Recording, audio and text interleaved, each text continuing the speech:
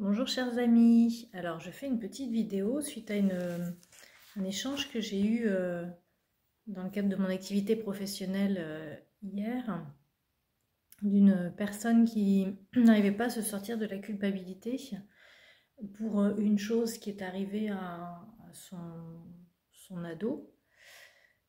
Euh, alors effectivement, quand on est parent, on a toujours envie de protéger nos enfants, qu'il ne leur arrive pas de choses douloureuses. Mais malheureusement, la vie nous expose à des événements et nous devons faire avec ça. Voilà. Nous avons ce chemin de vie avec des épreuves qui parsèment tout le long de notre vie et que nous ne décidons pas et sur lesquels nous n'avons pas forcément de contrôle. Donc c'est vrai que c'est compliqué. Alors, par exemple, la culpabilité, on la voit souvent aussi. Si une personne que j'aime est décédée, on a tendance à se refaire le film. Si j'étais rentrée 5 minutes plus tôt, si j'avais pas pris ce chemin-là, si j'étais pas allée voir ses amis, si j'avais pas discuté aussi longtemps, j'aurais pu rentrer à temps, j'aurais pu, voilà, par exemple, le dissuader de faire son geste fatal ou venir à son secours, ou voilà. Donc on va beaucoup débriefer, on va beaucoup culpabiliser sur des événements sur lesquels on n'avait pas la main et que nous n'avions pas décidé, bien sûr. Alors, comment sortir de ça? Par exemple, on peut parler de la notion du libre arbitre. Alors, le libre arbitre, j'en ai déjà parlé dans une autre vidéo, mais ça permet non pas, comment dire, de se déculpabiliser, mais de se dire, ok pour cette acceptation inconditionnelle des épreuves. Par contre, qu'est-ce que je fais de ça, moi? C'est-à-dire que je ne peux pas débriefer le passé, je ne peux pas revenir en arrière, mais peut-être que je peux choisir comment je vais réagir par rapport à cet événement, qu'est-ce que j'en fais. Et c'est là où c'est vraiment intéressant. Donc je me suis dit, je vais aller rechercher cette notion de libre arbitre. Euh, et donc je tombe sur que dit la Bible sur le libre arbitre. Alors, évidemment, là, on va parler de Dieu, mais c'est toujours des éclairages intéressants, hein. Vous savez que je m'intéresse très largement à beaucoup de choses. Et donc là, je tombe là-dessus. Dieu nous honore en nous donnant le libre arbitre, la capacité de prendre notre propre décision. Ni Dieu ni le destin ne déterminent à l'avance ce que nous faisons. Alors, la Bible dit là, dans la Genèse, Dieu a créé les humains à son image, contrairement aux animaux qui agissent principalement par instinct. Nous ressemblons au Créateur. Nous pouvons manifester des qualités telles que l'amour ou la justice, et comme lui, nous possédons le libre arbitre. Nous décidons dans une large mesure de ce que sera notre avenir. Dieu nous encourage à choisir la vie en écoutant sa voix, c'est-à-dire en choisissant d'obéir à ses commandements. Ce conseil n'aurait aucun sens et serait même cruel si nous n'avions pas le libre arbitre. Au lieu de nous obliger à faire sa volonté, Dieu nous lance cet appel chaleureux. Si seulement tu prêtais attention à mes commandements, ta paix deviendrait comme un fleuve et ta justice comme les vagues de la mer. Nos réussites et nos échecs ne sont pas déterminés à l'avance par le destin. Pour réussir ce qu'on entreprend, il faut faire des efforts. Tout ce que ta main trouve à faire, fais-le de toutes tes forces, dit la Bible. On y lit aussi les projets d'un homme actif sont profitables. Le libre arbitre est un précieux cadeau de Dieu. Il nous permet de l'aimer de tout notre cœur parce que nous avons choisi de l'aimer. Évangile selon saint Matthieu. Alors, c'est vraiment intéressant parce que ça nous remet dans notre proaction. Je parle aussi souvent de proaction. Et ça touche aussi à des notions de normes d'internalité qui ont été définies par Léon Beauvois ou Beauvois et Dubois, qui sont des psychosociologues dans les années 80, qui ont expliqué qu'il y avait une espèce de norme, hein, dans nos sociétés, dont la norme d'internalité, c'est-à-dire qu'on était encouragé à expliquer ce qui nous arrivait par rapport à nos propres actes. Et ils font le lien avec le libéralisme. Alors, libéralisme, on est libre, vous savez, le libre-échange, capitalisme, libéralisme. Et finalement, c'est quand même assez culpabilisant, ou en tout cas, ça fait qu'on est obligé de s'attribuer des échecs qui, parfois, ne relèvent pas de nous. Par exemple, j'ai échoué mon bac, alors oui, peut-être, effectivement, moi, je n'avais pas suffisamment révisé, je ne maîtrisais pas suffisamment certaines matières, mais ça peut être aussi que je suis tombée sur un sujet qui n'a pas été traité en cours, je suis tombée sur un évaluateur dont on sait qu'il est particulièrement exigeant dans sa notation, ou alors j'étais vraiment très malade ce jour-là, enfin... Il peut y avoir aussi des événements extérieurs qui expliquent en partie le résultat de ce qui nous arrive. Donc cette norme d'internalité par opposition à une norme d'externalité, on peut aussi le recroiser avec différentes structures de personnalité ou psychopathologie. Par exemple, les structures narcissiques, alors c'est toujours un petit peu le même... la même mécanique, le même raisonnement, c'est-à-dire que tout ce qui leur arrive de bien, c'est eux, norme d'internalité, c'est grâce à eux, et tout ce qui leur arrive de mal, c'est à cause des autres, norme d'externalité. Donc là, on retrouve quasi systématiquement le même mode de fonctionnement. Une personnalité normale, saine, adaptative, hein, parce que vous savez, en psychopathologie, le normal et le pathologique, on ne sait pas toujours où se situe le curseur. En tout cas, ce qu'on appelle une personnalité normale, suffisamment adaptée, c'est une personne qui est souple en fait, hein, qui a de la neuroplasticité, on va dire, qui est capable de se remettre en question dans les situations où peut-être on a mal agi, et de se réattribuer ses erreurs pour améliorer les choses, hein, pour ne pas persévérer dans l'erreur. Et la structure pathologique, en fait, c'est une structure rigide et qui ne va pas se remettre en question. Donc, en gros, on peut dire que le normal et le pathologique, c'est un peu la souplesse et la rigidité. C'est un petit peu comme en sport, en fait. Plus on est rigide, plus on se casse quelque chose, et plus on est souple, et plus ça fonctionne, plus le corps s'adapte et réagit de façon adaptée.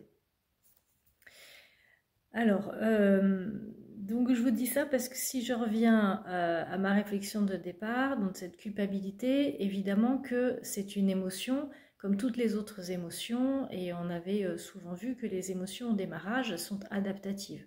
Nous avons des émotions comme les animaux, les végétaux, on sait maintenant qu'ils ont des émotions, et nous avons les mêmes émotions que tous les autres êtres humains de la Terre. Donc c'est en ça qu'on parle d'émotions primaires. D'émotions universelles. Donc on sait qu'il y en a 5 négatives principales: peur, tristesse, colère, sidération, et dégoût. Donc la culpabilité, c'est une émotion secondaire ou une émotion combinée, mais qui nous permet quelque chose de sain, c'est-à-dire que si jamais j'ai blessé mon prochain ou j'ai mal agi, la culpabilité va me permettre de m'en rendre compte pour modifier mon comportement, mon attitude à l'avenir. Par contre, on peut verser dans des culpabilités excessives, alors soit quand on a été peut-être formaté par des personnes qui ont passé leur temps, nous ont renvoyé des réflexions culpabilisantes, dénigrantes, ah mais tu sais pas ça, même à profit t'arrivera à rien, ou voilà, si on a été avec un parent toxique, après vous savez on est un peu tous le toxique de l'autre, donc qu'est-ce que ça veut dire une personne toxique? Mais peut-être un parent qui n'avait pas justement cette capacité à se remettre en question, qui n'était pas bienveillant parce qu'il avait peut-être ses traumas, et quelque part il reproduisait ou il agissait avec des drivers, des schémas en lui qui n'étaient pas adaptés. Et donc on peut effectivement avoir un peu ce terreau, avoir tendance à culpabiliser assez rapidement, du coup avoir une mauvaise estime de soi, puisqu'on nous a dit qu'en fait chaque fois qu'il y avait un problème c'était de notre faute. Donc on va avoir tendance un peu à être manipulable avec ce genre de phrases. Donc voilà, là encore la culpabilité, c'est pas que c'est toujours adapté ou que c'est jamais adapté, c'est une question de proportion. Mais culpabiliser pour des choses que l'on n'a pas décidé, pour lesquelles on n'avait pas l'intention que cela arrive, peut-être parce qu'on n'a pas suffisamment protégé, c'est compliqué. Et sans doute la chose la plus compliquée, c'est de se pardonner à soi, quelque part, d'être un être humain imparfait et de ne pas pouvoir tout contrôler, de ne pas pouvoir protéger toutes les personnes que j'aime. Donc c'est peut-être en premier lieu d'arriver à lâcher ça avec soi.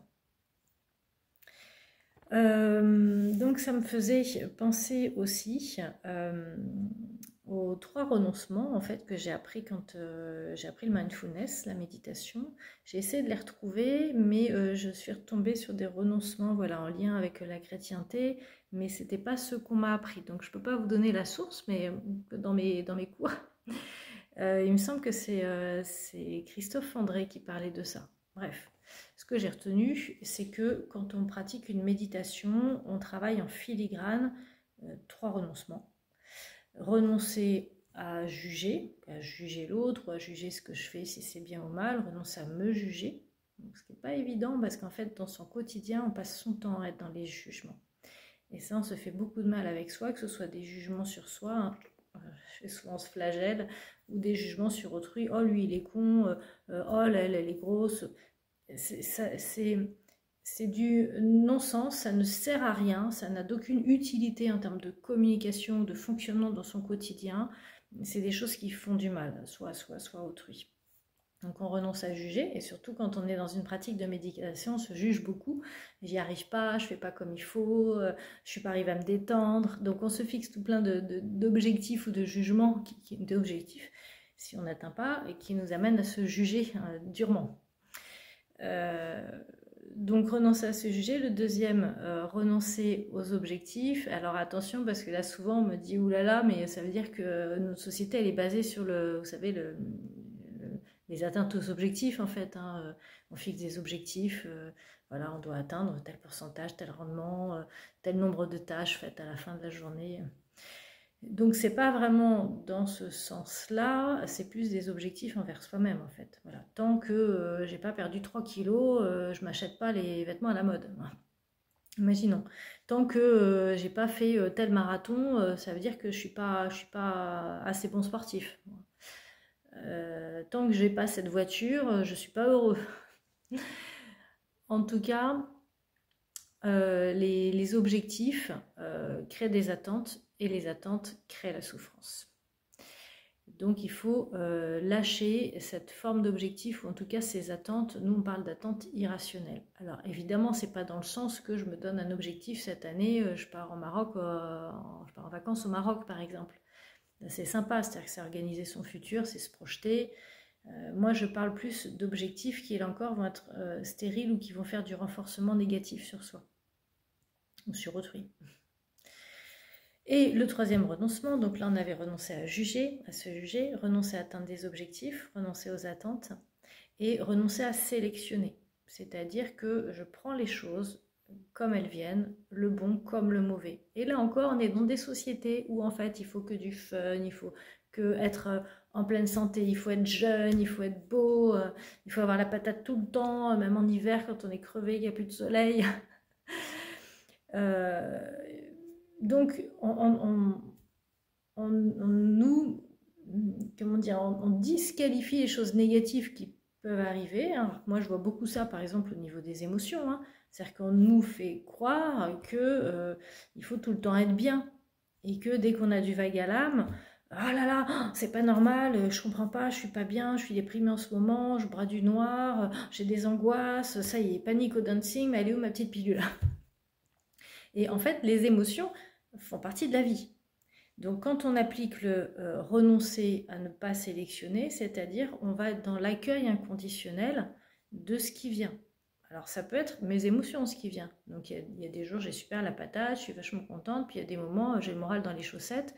Alors surtout nous les femmes, on est baladées au gré de nos hormones. Ce qui fonctionne un peu différemment au niveau justement hormonal et émotion pour les hommes qui sont plus constants. Et ça, par exemple, ça fait partie de notre métabolisme. Donc on ne peut pas sélectionner et vouloir tout le temps être au taquet. Il y a des moments, on a la moutarde qui nous monte au nez très rapidement. Il y a des moments, on a le moral dans les chaussettes, on a envie de rester sous la couette toute la journée. Et puis il y a des moments où on va très bien, on est de très bonne compagnie, on a envie de rire tout le temps. Donc voilà, la vie, c'est comme ça en fait. Évidemment, si c'est comme ça, il faut aller s'en occuper, il y a peut-être des schémas derrière, des choses à intégrer, mais globalement, acceptons. Je vous donne un autre exemple de ce renoncement à sélectionner. Si on a fait par exemple une première attaque de panique, une première crise d'angoisse, je vais avoir qu'une trouille, c'est d'en refaire. Donc en fait, je vais être en hyper-vigilance pour sélectionner. Et quand je sens que ça y est, ça commence, je sens c'est exactement la même chose. Et bien en fait, je vais focaliser dessus, hein, je vais surtout pas accepter, parce que j'ai qu'une trouille, c'est que ça recommence. Donc je vais vraiment être en hyper vigilance, en hyper attention sur ces symptômes physiques. Mais alors du coup, je remets une pièce dans la machine. Sans m'en rendre compte, finalement, je vais donner le message à mon cerveau, attention, attention, problème, problème. Et du coup, bah, mon corps, il va mettre en route toute la réaction hormonale de stress classique en disant, oh, il y a un problème, ok, bah, on fait ce qu'il faut, hop, et la machine va se mettre en route. Et donc, je suis en train de m'auto-nourrir de ça et de faire gonfler cette angoisse et ces symptômes. Donc, par exemple, ce qu'on apprend dans les crises d'angoisse, c'est d'accepter. On peut avoir des bouffées d'angoisse, ça peut monter, ça n'est pas grave, c'est-à-dire qu'on ne risque pas de mourir d'une attaque de panique ou d'une crise d'angoisse, c'est vraiment extrêmement désagréable. On peut avoir l'impression qu'on fait un infarctus et se retrouver aux urgences, mais ça peut n'être que de l'angoisse. Et la majorité du temps, si on se dit, bon, ok, c'est mon angoisse qui monte, voilà, c'est là, bah déjà, on ne remet pas une pièce dans la machine. Et finalement, si on observe, bon, ben, je suis OK pour que ce soit là, je suis OK pour faire une crise d'angoisse, ben, OK, allez, on y va. Et ben, en général, le système va se calmer de lui-même. C'est l'hypervigilance et la surenchère, en fait. C'est le fait de ne pas accepter, c'est-à-dire de sélectionner que je veux que ce soit pas là et de ne pas accepter qu'il y ait des choses négatives qui puissent être là. Donc, si je fais la conclusion avec ma petite intro, effectivement, cette notion de libre arbitre nous permet d'être proactif et de récupérer, de reprendre la main en fait quelque part sur un événement que je n'ai pas sélectionné mais qui est là et pour lequel je vais essayer de me mettre OK. Alors attention, quand je dis OK, ça ne veut pas dire valider ce qui est arrivé, mais ça veut dire c'est arrivé. Alors qu'est-ce que je fais de ça maintenant en fait? Qu'est-ce que moi je vais faire de ça? Et là, je suis beaucoup moins dans la souffrance parce que je vais reprendre la main, je vais reprendre mon libre arbitre et je vais dire, bon, ok, c'est arrivé, je ne l'ai pas choisi, c'était vraiment très douloureux, c'est une épreuve que la vie m'envoie, mais qu'est-ce que je fais de ça? Et c'est là où finalement je pense qu'on a sa plus-value, chacun à titre individuel, dans cette société, dans cette vie, sur cette planète, pour être bien en lien avec les autres et pour continuer à avancer et ne pas rester figé dans des choses où on est soit dans la détresse, soit dans l'impuissance, soit dans la colère, dans la tristesse, dans la culpabilité. Tout ça, en fait, sont des émotions un peu comme de l'eau, il faut les laisser passer et s'en servir pour utiliser son libre arbitre à bon escient. Mais attention de ne pas rester figé dedans, de ne pas rester coincé, parce que cela n'est pas constructif, que ce soit pour moi ou pour les autres. Voilà, donc je voulais faire cette petite vidéo qui m'a amené à réfléchir et puis j'avais envie un petit peu de vous retrouver. Donc n'hésitez pas à me faire des petits commentaires dans les commentaires, à me dire ce que vous en pensez, ce que vous aimeriez comme vidéo, peut-être que ça vous amène comme réflexion ou à nourrir tout cela, car nous sommes tous co-créateurs de cette belle vie et nous avons tous à nous apporter les uns les autres. Merci et à très bientôt.